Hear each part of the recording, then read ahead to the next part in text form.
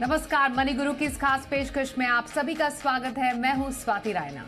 बाजार में एनएफओ की बहार है और इस हफ्ते ही 8 नए फंड ऑफर अलग अलग कंपनियों ने पेश किए हैं, जिनमें से 4 ईटीएफ, एक मनी मार्केट फंड, एक मल्टी कैप, सेक्टोरल और थीमेटिक फंड सब्सक्रिप्शन के लिए खुले हैं। तो क्या ऐसे फंड में निवेश करने का ये सही समय है? एनएफओ में निवेश की क्या है खासियत और एनएफओ में निवेश करें तो क्यों करें? यही आज हम समझने की कोशिश करेंगे। अपने खास एक्सपर्ट से परिचय करा देते हैं। Hemant Rustagi, CEO wise invest, और हर्षवर्धन रुंगटा, सीएफपी रुंगटा सिक्योरिटीज से।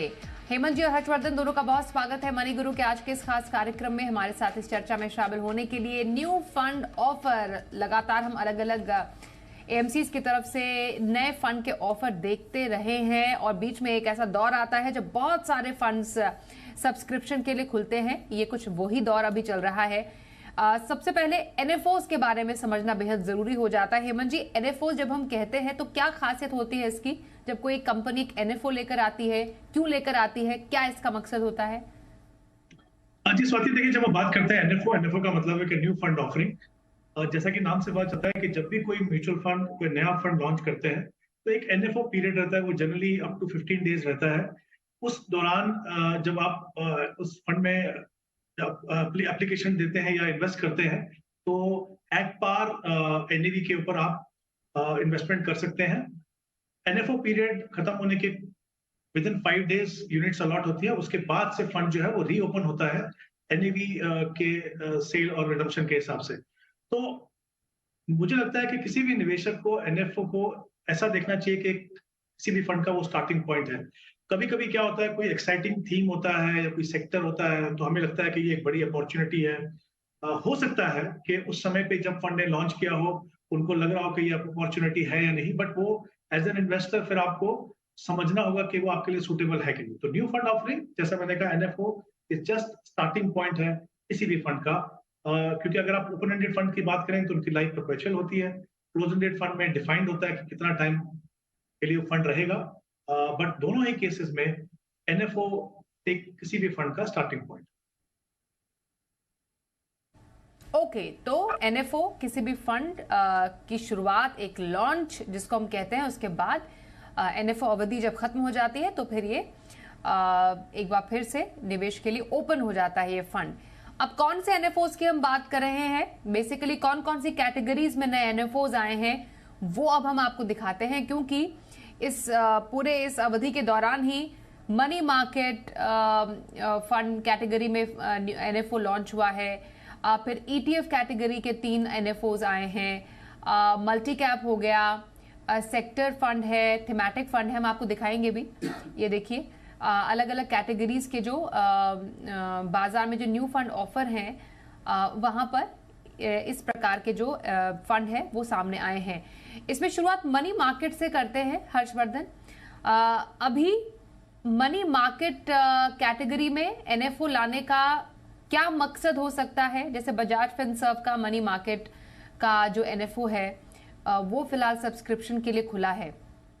तो एक मनी मार्केट में अभी निवेश करने का क्या फायदा हो सकता है किसी भी निवेशक के लिए? सो देखिए स्वाति, एनएफओ की जो बात कर रहे हैं हम, तो एनएफओ एक ऑफरिंग है जो एक नया फंड, एक एएमसी इंट्रोड्यूस करता है।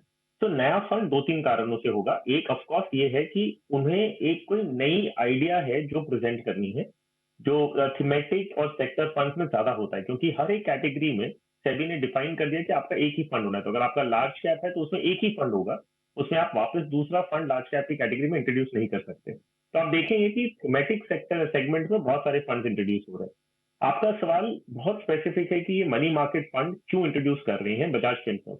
तो बजाज फिनसर्व देखिए एक नया फंड हाउस है, उन्हें एक नया अभी परमिशन मिला है उनका एज एन एएमसी ऑपरेट करने का। तो अभी इन्होंने एक मनी मार्केट फंड के रूप में एक स्कीम इंट्रोड्यूस की, क्योंकि उनके पास पहले थी नहीं। तो ऐसा नहीं है कि मनी मार्केट की सेगमेंट, मनी मार्केट जो कैटेगरी है इसमें कोई बहुत इंटरेस्टिंग आइडिया है। पर धीरे धीरे हम देखेंगे कि बजाज फिनसर्व जो है वो हर एक कैटेगरी में एक एक फंड इंट्रोड्यूस करेगा, क्योंकि ये एक नया फंड हाउस है। हैविंग सेड दिस, हमें ये समझना होगा कि जब हम कोई भी ऑफरिंग कर रहे हैं, जैसे आप बाकी सब फंड्स की भी हम देखेंगे, तो जो फंड हाउसेज हैं जिसमें ईटीएफ उन्होंने इंट्रोड्यूस किया है, वो एसेंशियली इसके लिए कि हर एक फंड हाउस चाहेगा कि उनके पास सारी ऑफरिंग्स हो, अगर किसी को निफ्टी में इन्वेस्ट करना है, किसी को प्राइवेट बैंक में करना है या पीएसयू बैंक में ही करना है, तो उनके पास ये ऐसा फंड हाउस एक ऑप्शन होना चाहिए। तो न्यू फंड ऑफरिंग आज की तारीख में अगर मैं कहूंगा तो ये सारे फंड्स जो हम देख रहे हैं एक्सेप्टिंग 1 और 2, वो बेसिकली अपना पोर्टफोलियो पूरा करने के लिए इंट्रोड्यूस कर रहे हैं। ऐसा कोई नया आइडिया नहीं है। ऐसा नहीं कि पीएसयू फंड्स में, अगर पीएसयू बैंक्स में भी इन्वेस्ट करना है तो बहुत अच्छा मौका है, ऐसा नहीं है।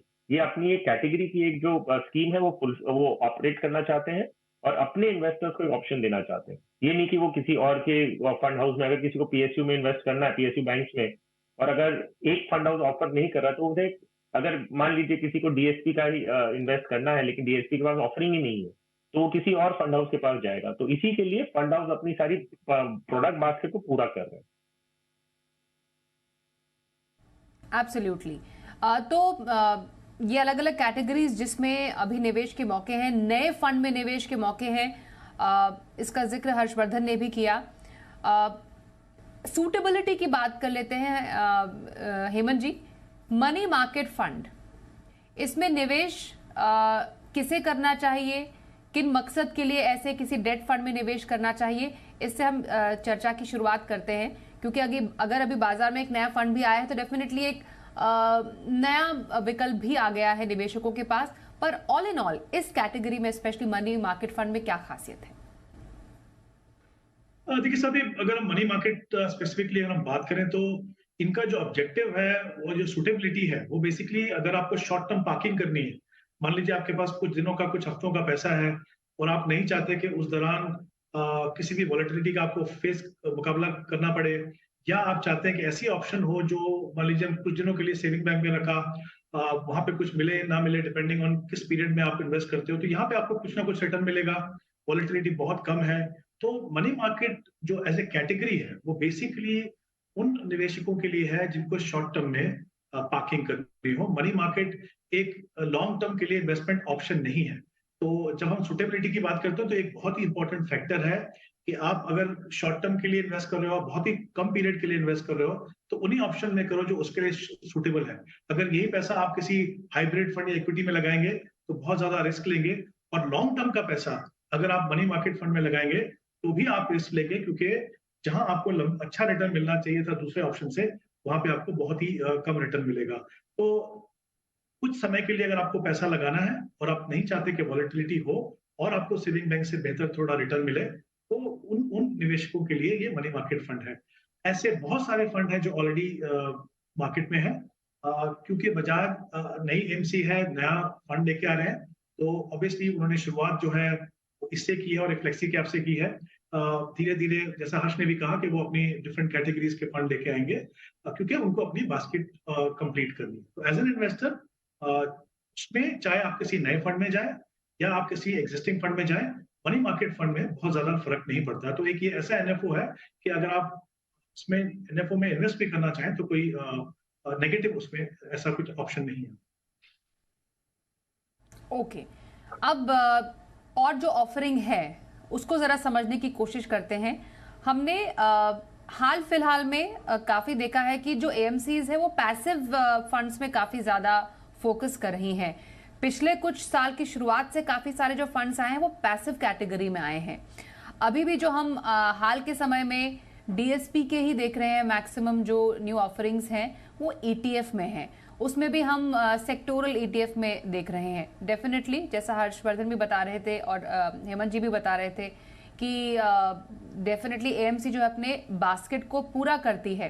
पर अगर हम कैटेगोरिकली ईटीएफ या फिर सेक्टोरल ईटीएफ की बात करें, हर्षवर्धन, क्या खास है इस कैटेगरी में, और कैसे निवेशक को किसी एक सेक्टोरल ईटीएफ में निवेश करना चाहिए ऐसे समय पे? वेल देखिए स्वाति, ये बहुत ही अप्रोप्रिएट क्वेश्चन है। क्यों मैं बोल रहा हूँ, क्योंकि पैसिव फंड्स बहुत पॉपुलैरिटी गेन कर रहे हैं।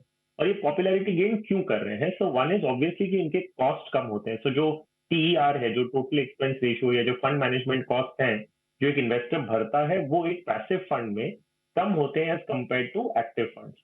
अब ये जो ईटीएफ की जो इंट्रोडक्शन हो रहा है, आप एक देखेंगे, आप ये प्राइवेट बैंक ईटीएफ है, दूसरा पीएसयू बैंक ईटीएफ है। तो ये करते क्या है? अगर आप प्राइवेट बैंक ईटीएफ का बात करें, निफ्टी प्राइवेट बैंक इंडेक्स जो है, जिसमें प्राइवेट बैंक है सारी, तो नॉन पीएसयू सारी प्राइवेट बैंक है। प्राइवेट बैंक मतलब आप ये HDFC बैंक, ICICI, कोटक, ये सारी प्राइवेट बैंक की बात करेंगे, उनमें ही उन्हीं बैंक्स के शेयर्स में ये ETF इन्वेस्ट करेगा। तो अगर आप एक ऐसे इन्वेस्टर हैं जो मानते हैं कि मुझे बैंकिंग सेक्टर अच्छा लग रहा है और बैंकिंग में पर्टिकुलरली मुझे प्राइवेट बैंक्स में इन्वेस्ट करना है, तो अगर आप ये ETF लेते हैं तो आपको सारी प्राइवेट बैंक्स की शेयर्स आपको मिलेंगे। और ऑब्वियसली क्योंकि जैसे आपने बताया कि एक सेक्टर फंड है, तो ये तभी आप लेंगे जब आपको लगता है कि आपको बैंकिंग सेक्टर में आपको तेजी दिख रही है आगे जाते हुए और आप उसमें इन्वेस्ट करना चाहते हैं। PSU banks on the other hand simple है कि सारी जो पब्लिक सेक्टर बैंक्स है उनके शेयर्स में, तो कई इन्वेस्टर हैं जो ऐसा मानते हैं कि PSUs में अंडर वैल्यूएशन है, विच मीन्स कि उनकी जो रियल वैल्यू होनी चाहिए वो उनको अभी मार्केट की प्राइसेस में रिफ्लेक्ट नहीं कर रहा है और उसमें ग्रोथ का स्कोप है, तो आप PSU बैंक्स लेते हैं। तो इस तरह आपको डिसाइड करना होगा कि मुझे किस तरह के सेक्टर में इन्वेस्ट करना है, और उस सेक्टर में अगर ये जैसे बैंकिंग सेक्टर हो गया, इसमें आप फर्दर डिवाइड करेंगे और आप देखेंगे प्राइवेट या पब्लिक सेक्टर बैंक। तो कोई भी, और अगर इस ऑफरिंग की हम बात करें, इसमें ना ही कोई फंड मैनेजर का एक्सपीरियंस या पास्ट रिकॉर्ड की कोई जरूरत नहीं, क्योंकि क्या ये स्कीम करने क्या वाली है, ETF करने क्या वाला है, सिंपली आपको रेप्लिकेट करेगा आपका निफ्टी का प्राइवेट बैंक इंडेक्स और निफ्टी का PSU बैंक इंडेक्स। तो इसमें जो हम बात करते हैं कि जब न्यू फंड ऑफर आता है, पास्ट परफॉर्मेंस देखिए कि कोई एग्जिस्टिंग स्कीम है तो उसकी पास्ट परफॉर्मेंस कैसी रही है, तो वो देख के आप इन्वेस्ट करें, NFO में ना करें। लेकिन ये वाले जो NFOs हैं, जो पैसिव फंड्स के NFOs हैं, इनमें कोई दिक्कत नहीं है, क्योंकि फंड मैनेजर अपनी कोई एक्सपर्टीज लगाने ही नहीं वाला। ऑब्वियसली उसे ट्रैकिंग एरर वगैरह को कंट्रोल करेंगे, लेकिन ये इस तरह के इन्वेस्टमेंट्स होने वाले हैं। तो हर एक इन्वेस्टर को बहुत ध्यान देना होगा कि सिर्फ NFO है उसके लिए मुझे इन्वेस्ट करना नहीं, लेकिन मुझे अगर इस पर्टिकुलर NFO में करना है जो कि इंडेक्स को ट्रैक करता है, तो मुझे पास्ट परफॉर्मेंस कोई एग्जिस्टिंग कोई दूसरी स्कीम है जो बहुत सालों से, ऐसा कोई फर्क नहीं पड़ता, इन particular ETF index based ETF के लिए।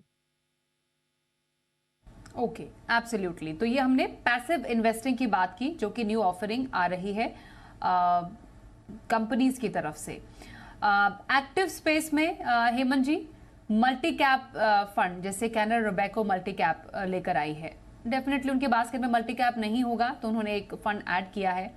पर ऑल इन ऑल, अगर अब अभी के बाजार के माहौल में हम मल्टी कैप निवेश की बात करते हैं तो कितना सूटेबल ये बैठता है, नोइंग द फैक्ट कि हमें मालूम है कि बाजार काफी ज्यादा अच्छे हाई पर हैं। तो ऐसे में अभी मल्टी कैप निवेश एक पोर्टफोलियो के लिए कितना फायदेमंद हो सकता है? देखिए स्वाति, मेरा ये मानना है कि multi cap as a category, specially जब आप एक्टिव फंड, इक्विटी फंड में इन्वेस्ट करना चाहते हो, तो मुझे लगता है बहुत ही इंपॉर्टेंट कैटेगरी है। क्योंकि जब हम इक्विटी में इन्वेस्ट करते हैं तो ऑब्वियसली हम अपना एसेट एलोकेशन देखते हैं, लॉन्ग टर्म का पैसा हम इक्विटी में लगाते हैं, बट उसके साथ ही एक बहुत ही इंपॉर्टेंट डिसीजन ये होता है कि हम कितना पैसा डिफरेंट मार्केट सेगमेंट में लगाएं।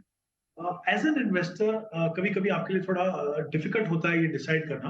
हालांकि मेरा ये मानना है हमेशा कि जब आप एक आम निवेशक हैं, लॉन्ग टर्म में इन्वेस्ट कर रहे हैं, डिसिप्लिन तरीके से इन्वेस्ट कर रहे हैं, तो आपके पोर्टफोलियो में कहीं ना कहीं थोड़ा बायस जो है वो लार्ज कैप में होना चाहिए, यानी एक्सपोजर जो है आपका लार्ज कैप में ज्यादा होना चाहिए मिड कैप और स्मॉल कैप के मुकाबले में। बट उसको डिसाइड करना, फिर समय समय पे उसको रीबैलेंसिंग करना, उसके जो टैक्स इम्प्लीकेशन है वो करना, थोड़ा सा मुझे लगता है कम्बरसम होता है इन्वेस्टर्स के लिए। तो मुझे लगता है कि मल्टी कैप कैटेगरी जो है बहुत ही अच्छी कैटेगरी है, क्योंकि एज पर सेबी डेफिनेशन तीनों सेगमेंट में फंड मैनेजर को मिनिमम 25% एलोकेट करना है, और जो बाकी 25% है वो अपने डिस्क्रिप्शन के हिसाब से इन्वेस्ट कर सकते हैं। तो अगर हम मल्टी कैप फंड्स के पोर्टफोलियो को एनालाइज करें तो आप देखेंगे कि अमूमन जो है 40 से 45% पैसा जो है वो लार्ज कैप में रहता है, बाकी मिड और स्मॉल में रहता है। तो सबसे बड़ा फायदा यहाँ पे ये है कि तीनों सेगमेंट में आपकी एलोकेशन बनी रहेगी, और जैसा आपने कहा कि बाजार हाई लेवल पे है, मिड कैप स्मॉल कैप में अच्छी रैली देखी गई है, बट मुझे लगता है कि अभी भी आगे इक्विटी मार्केट के लिए समय अच्छा रहेगा। देखिए थोड़ी बहुत करेक्शन तो हमेशा होती है, तो वो तो आपको उसको तैयार होना पड़ेगा, और इसीलिए डिसिप्लिन तरीका जो है इन्वेस्ट करने का अच्छा है। तो मुझे लगता है ये एक अच्छी कैटेगरी है। लेकिन यहाँ पे भी कई सारे ऐसे फंड हैं जो काफी समय से मार्केट में है, उनका ट्रैक रिकॉर्ड देख सकते हैं, उनका पोर्टफोलियो देख सकते हैं। तो अगर आपको लगता है कि मल्टी कैप आपको लेना भी है पोर्टफोलियो में, तो मुझे नहीं लगता किसी NFO में मल्टी कैप में जब तक आप उसका पोर्टफोलियो स्ट्रेटेजी फिलोसफी नहीं देखें तो कोई जल्दबाजी करके उसमें इन्वेस्ट नहीं करना। क्योंकि अगर आप मल्टी कैप आपके पोर्टफोलियो में फिट भी होता है तो भी एग्जिस्टिंग फंड्स हैं जहां पे आप देखें। और जैसे हमने पहले बात की थी, देखिए जब फंड हाउसेस फंड लॉन्च करते हैं तो वो स्टार्टिंग पॉइंट होता है, वो भी चाहते हैं कि जितना जल्दी हो सके हम ये लॉन्च करें, ताकि over a period of time अपना एक जो है ट्रैक रिकॉर्ड बनाए, ताकि ज्यादा से ज्यादा इन्वेस्टर फिर वहां पे अट्रैक्ट होकर इन्वेस्ट कर सके। तो उनको थोड़ा समय दीजिए, उनका पोर्टफोलियो बनने दीजिए, उनका सेक्टर एलोकेशन देख लीजिए, और ये भी देख लीजिए कि उनमें वाकई में, हालांकि अलग अलग फंड मैनेजर हो सकते हैं लार्ज मिड स्मॉल के लिए, कि उनके पास एबिलिटी है तीनों सेगमेंट में ठीक तरीके से परफॉर्म करने। तो एक इंपॉर्टेंट कैटेगरी, बट डेफिनेटली मुझे लगता नहीं कि ऐसा कुछ नया है उसके अंदर जो एग्जिस्टिंग फंड्स में नहीं है। पोर्टफोलियो बनने दीजिए, अच्छा लगे तो उसके बाद देखिए। अगर आपको मल्टी कैप में डालना है तो अगर एग्जिस्टिंग फंड्स हैं, मुझे लगता है उसमें काफी क्वालिटी फंड्स अवेलेबल। एब्सोल्युटली। एक ब्रेक के लिए रुकते हैं, ब्रेक के बाद सेक्टर फंड, थीमैटिक फंड, इसमें क्या खास है? नए एनएफओज जो हैं वो सेक्टर थीमैटिक फंड में भी आए हैं। इस पर भी चर्चा जारी रहेगी एक छोटे से ब्रेक के बाद।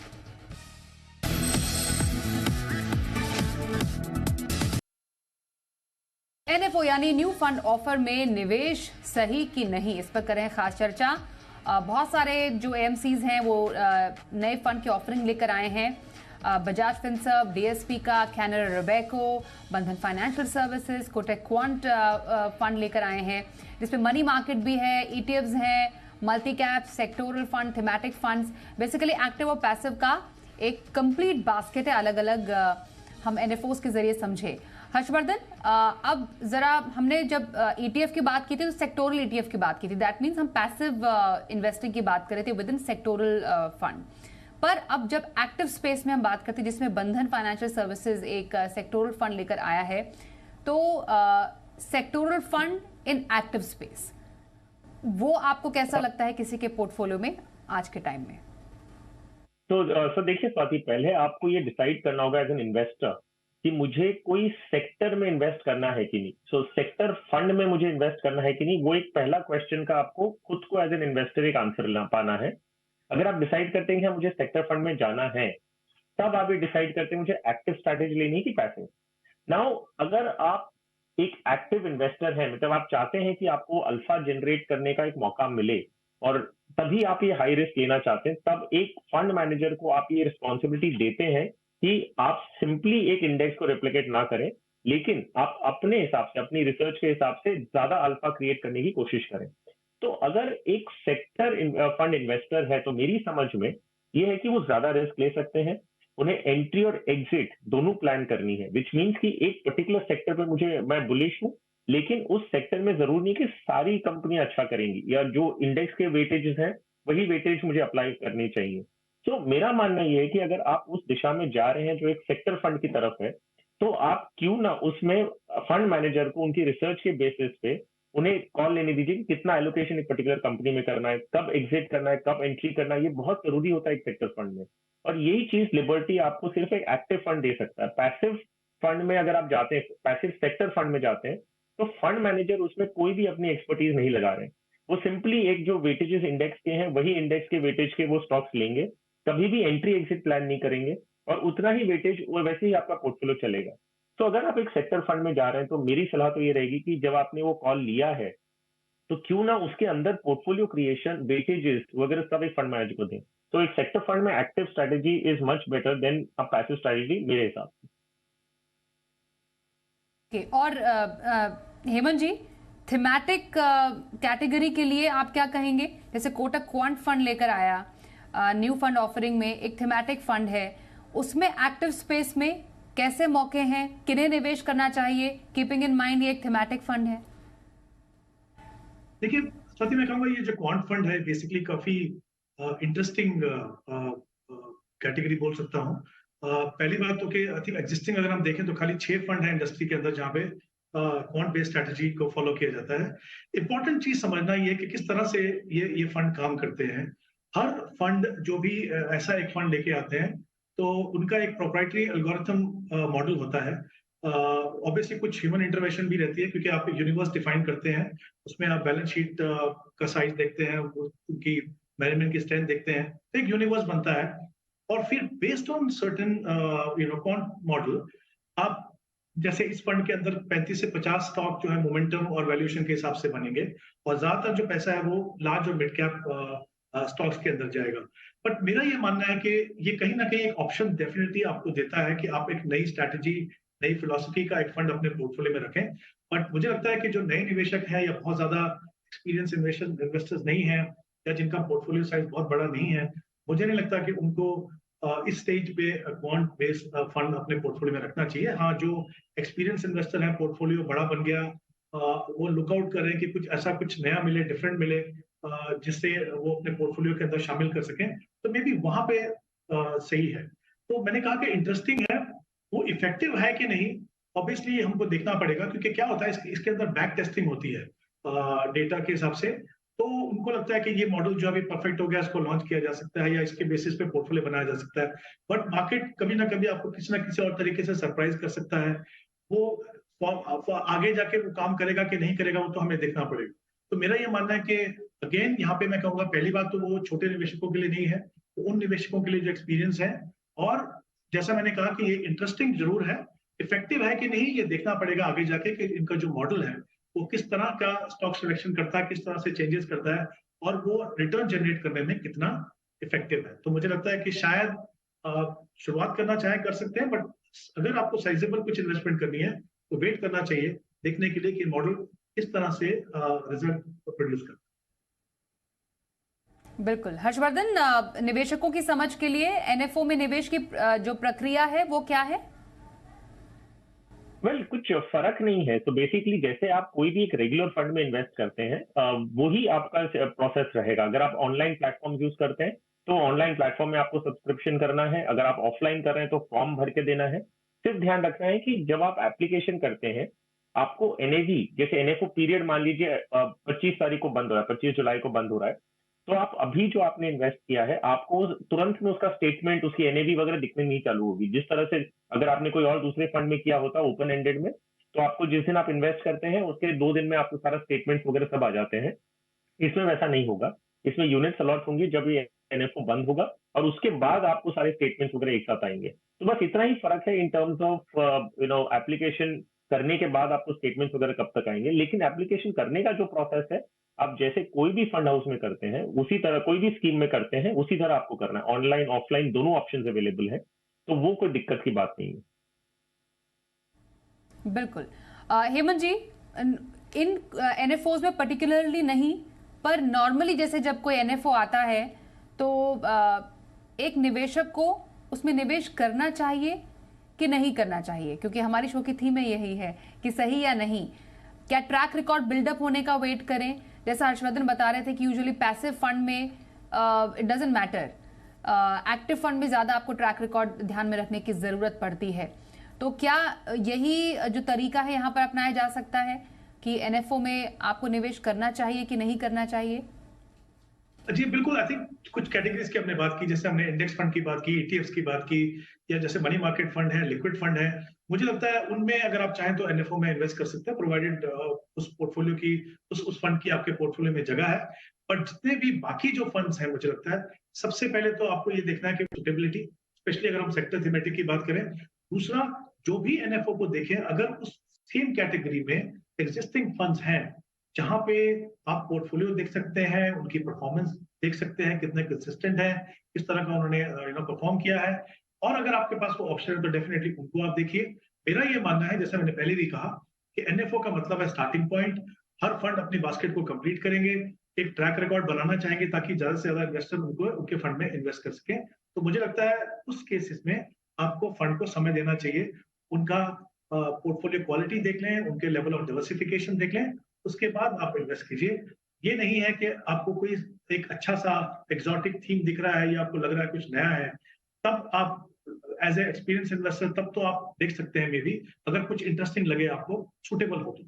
एक आम निवेशक के लिए एक ऐसी कैटेगरी जिसके फंड्स ऑलरेडी अवेलेबल है, मुझे नहीं लगता एनएफओ में इन्वेस्ट करने का कोई भी फायदा।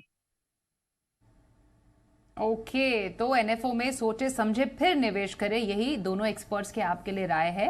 और पोर्टफोलियो में कितना फिट बैठता है आपके लिए एनएफओ, इन तमाम बातों को ध्यान में रखने की जरूरत है। Hemant ji, Harshvardhan, thank you so much हमारे साथ मनी गुरु में आज शामिल होने के लिए।